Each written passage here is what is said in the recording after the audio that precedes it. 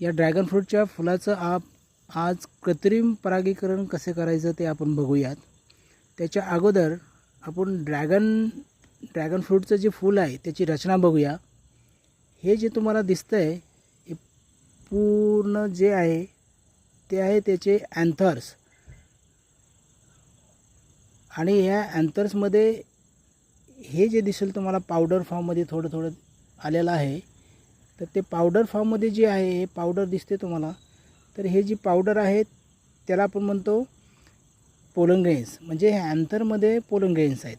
आणि हा जो पार्ट आहे तो पार्ट आहे त्याला आपण म्हणतो स्टिग्मा. तरी ही झाली ह्या फुलाची रचना.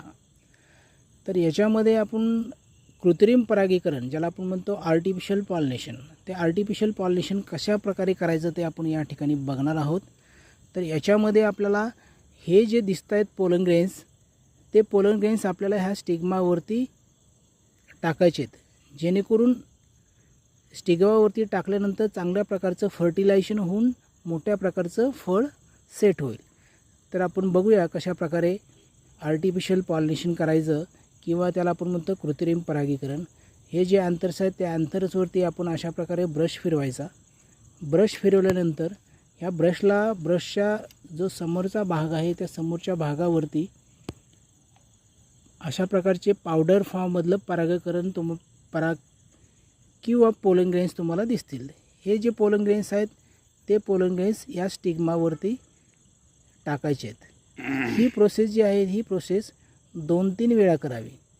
2-3 वेळा काय करायचं, कारण एकाच वेळी केल्यानंतर सगळे पोलन ग्रेन्स ह्याच्यामध्ये राहतील किंवा पडतीलच असं नाही आहे. म्हणून आपल्याला हीच प्रोसेस जी आहे ही प्रोसेस साधारणतः 2 ते 3 वेळा करावी.